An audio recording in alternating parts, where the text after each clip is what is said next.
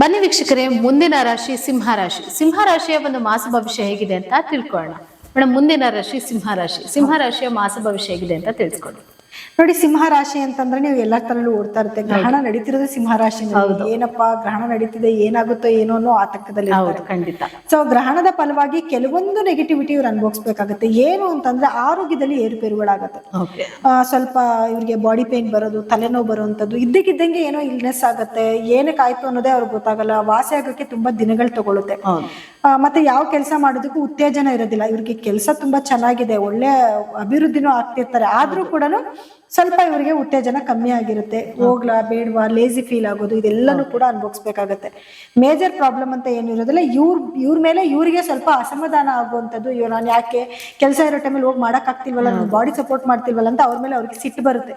ಸ್ವಲ್ಪ ಸಿಟ್ಟು ಮೊದ್ಲೇ ಇವರು ಸಿಂಹರಾಶಿಯವರಿಗೆ ಕೋಪ ಜಾಸ್ತಿ. ಅದ್ರೊಳಗಡೆ ಇದ್ದಿದ್ದು ಕೇಳ್ಕೊಳ್ಳೋದು ಬೇಡ, ಇವಾಗ ಈ ತರ ಆಗ್ತಿರೋದ್ರಿಂದ. ಇನ್ನ ಇವ್ರಿಗೆ ಗುರು ನೋಡಿ 11ನೇ ಮನೆಯಲ್ಲಿ ಇದ್ದಾನೆ. 11ನೇ ಮನೇಲಿ ಗುರು ಇರೋದ್ರಿಂದ ಇವ್ರಿಗೆ ಗುರುಬಲ ಬಂದಿದೆ. ಮನೆಯಲ್ಲಿ ಶುಭ ಕಾರ್ಯಗಳು ಮಾಡುವಂಥದ್ದು, ಏನೇನು ಗೃಹ ಪ್ರವೇಶ ಆಗಿರ್ಬೋದು, ಮದುವೆ ಮಾತುಕತೆಗಳಾಗಿರ್ಬೋದು, ಮದುವೆ ಮಾಡೋದಾಗಿರ್ಬೋದು, ಈ ರೀತಿ ಶುಭ ಕಾರ್ಯಗಳನ್ನ ಮಾಡುವಂತ ಒಂದು ಒಳ್ಳೆ ಸಮಯ ಆಗಿರುತ್ತೆ. ಸೊ ಯಾವ್ದಾದ್ರು ಸರಿ ಶುಭ ಕಾರ್ಯಗಳನ್ನ ಮಾಡ್ತಾರೆ. ಗುರುಬಲ ಇದೆ, ಮಾಡಿದ್ರೆ ಒಳ್ಳೇದು. ಯಾರೆಲ್ಲ ಗಂಡು ಹೆಣ್ಣು ಹುಡುಕಾಟದಲ್ಲಿದ್ರೆ ಅವ್ರೆಲ್ಲರಿಗೂ ಕೂಡ ಒಳ್ಳೆ ಟೈಮ್. ಈ ಟೈಮ್ನ ಅವರು ಸದುಪಯೋಗ ಪಡಿಸ್ಕೋಬೇಕು.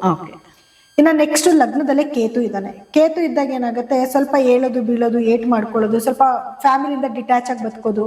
ಇನ್ನ ಇವ್ರು ಏನೋ ಮಾತಾಡಕ್ ಹೋಗಿ ಇನ್ನೇನೋ ಸಮಸ್ಯೆಗಳಾಗೋದು, ಥ್ರೋಟ್ ಇನ್ಫೆಕ್ಷನ್ ಆಗೋದು, ಈ ರೀತಿ ಕೆಲವು ಸಮಸ್ಯೆಗಳನ್ನ ಎದುರಿಸ್ಬೇಕಾಗಿ ಬರುತ್ತೆ.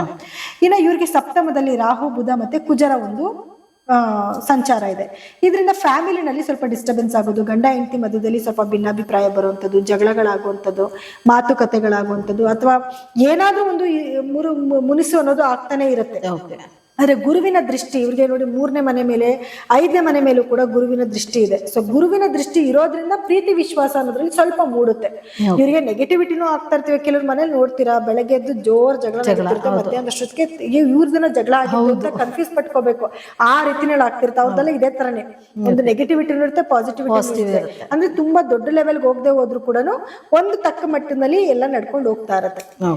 ಸೊ ಇದು ಒಂದು ಇವರ ಜೀವನದಲ್ಲಿ ನಡೆಯುತ್ತೆ. ಮತ್ತೆ ಪಾರ್ಟ್ನರ್ಶಿಪ್ ಬಿಸ್ನೆಸ್ ಅಲ್ಲೂ ಅಷ್ಟೇ. ಈಗ ಏನೋ ಸ್ವಲ್ಪ ಅವ್ರ ಬಗ್ಗೆ ಮಿಸ್ಅಂಡರ್ಸ್ಟ್ಯಾಂಡಿಂಗ್ ಬಂದಿರುತ್ತೆ. ಒಂದು ಟ್ರಾನ್ಸ್ಪರೆಂಟ್ ಆಗಿ ಕುತ್ಕೊಂಡೆಲ್ಲ ಮಾತಾಡಿದ್ಮೇಲೆ ಅವ್ರ ಮೇಲೆ ಇದ್ದಿದ್ದು ಒಪಿನಿಯನ್ ಚೇಂಜ್ ಆಗ್ಬಿಡುತ್ತೆ. ಇನ್ನ ಇವ್ರಿಗೆ 8ನೇ ಮನೆಯಲ್ಲಿ ಇಲ್ಲಿ ಸ್ವಲ್ಪ ಸಮಸ್ಯೆ ಏನು, ಶನಿ, ಶುಕ್ರ ಮತ್ತೆ ರವಿ ಸಂಚಾರ ಇರೋದ್ರಿಂದ ಯಾರೆಲ್ಲ ಗೌರ್ಮೆಂಟ್ ಉದ್ಯೋಗಿಗಳಿದ್ದೀರಾ, ಯಾಕಂದ್ರೆ ಇವ್ರಿಗೆ ಲಗ್ನಾಧಿಪತಿನ ಹೋಗಿ 8ನೇ ಮನೇಲಿ ಕೂತ್ಕೊಂಡಿದ್ದಾರೆ.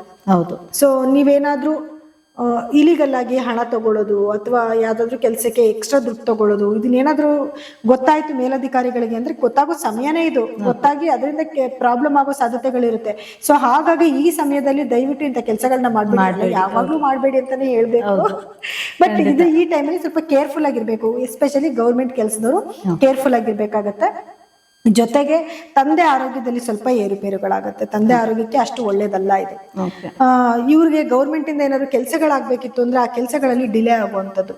ಆಮೇಲೆ ಆರೋಗ್ಯದಲ್ಲಿ ಏರುಪೇರು ಅಂದ್ರೆ ಹೀಟ್ ರಿಲೇಟೆಡ್ ಪ್ರಾಬ್ಲಮ್ಸ್ ಬರುವಂಥದ್ದು, ಅಥವಾ ಗಂಡ್ ಮಕ್ಳಿಗಾದ್ರೆ ಶುಕ್ರನಿಗೆ ಸಂಬಂಧಪಟ್ಟಿದ್ದು ಅಂತಂದ್ರೆ ವೀರ್ಯಕ್ಕೆ ಸಂಬಂಧಪಟ್ಟಿದ್ದ ಕೆಲವು ಸಮಸ್ಯೆಗಳು, ಗುಪ್ತಾಂಗಗಳಲ್ಲಿ ಸಮಸ್ಯೆಗಳಾಗೋದು, ಹೆಣ್ಮಕ್ಳಿಗೂ ಅಷ್ಟೇ ಯುಟ್ರಸ್ ಅಲ್ಲಿ ಪ್ರಾಬ್ಲಮ್ಸ್ ಆಗುವಂಥದ್ದು, ಈ ರೀತಿ ಕೆಲವು ಸಮಸ್ಯೆಗಳನ್ನ ಎದುರಿಸ್ಬೇಕಾಗತ್ತೆ. ಸೊ ಹಾಗಾಗಿ ಅದಕ್ಕೆ ತಕ್ಕ ವೈದ್ಯರನ್ನ ಸಲಹೆ ತಗೊಳ್ಳೋದು, ಯಾಕಂದ್ರೆ ದೊಡ್ಡದಾಗೋದನ್ನ ತಪ್ಪಿಸಬಹುದು.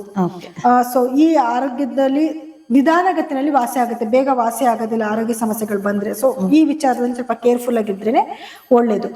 ವಿದ್ಯಾರ್ಥಿಗಳಿಗೂ ಎಜುಕೇಶನ್ ತುಂಬಾ ಚೆನ್ನಾಗಿರ್ತಾರೆ. ಮತ್ತೆ ರೈತರಿಗೂ ಕೂಡ ಟೈಮ್ ತುಂಬಾ ಚೆನ್ನಾಗಿದೆ. ಆದ್ರೆ ಅದೇ ಏನು ಗ್ರಹಣ ನಡೀತಾ ಇರೋದ್ರಿಂದ ಸ್ವಲ್ಪ ಅವ್ರ ಆರೋಗ್ಯದಲ್ಲಿ ಸ್ವಲ್ಪ ಏರುಪೇರುಗಳಾಗತ್ತೆ. ಅದ್ರ ಕಡೆ ಸ್ವಲ್ಪ ಗಮನ ಕೊಡಬೇಕಾಗುತ್ತೆ.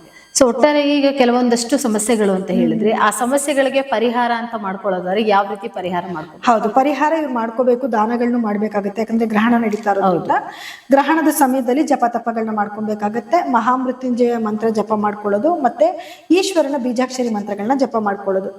ಜೊತೆಗೆ ಇವ್ರು ಕೆಲವು ದಾನ ಮಾಡ್ಬೇಕಾಗತ್ತೆ. ಅಂದ್ರೆ ಬಿಳಿಯ ವಸ್ತುಗಳು, ಅಕ್ಕಿ, ಹಾಲು, ಮೊಸರು ಮತ್ತೆ ಸಕ್ಕರೆ ಇಂಥದನ್ನ ತಗೊಂಡ್ ಬಂದು ಗ್ರಹಣದ ಟೈಮಲ್ಲಿ ಇಟ್ಟು ಇವರು ಜಪ ಎಲ್ಲ ಮುಗಿಸಿ ಗ್ರಹಣ ಬಿಟ್ಟ ನಂತರ ಯಾವ್ದಾದ್ರು ದೇವಸ್ಥಾನಕ್ಕೆ ಕೊಡೋದು, ಅಥವಾ ಅದನ್ನ ನಿರ್ಗತಿಗೆ ಅವಶ್ಯಕತೆ ಯಾರಿಗಿದೆಯೋ ಅವ್ರಿಗೆ ಕೊಡುವಂಥದ್ದು, ನೀಡ್ಫುಲ್ ಪೀಪಲ್ಗೆ ಕೊಡೋದು.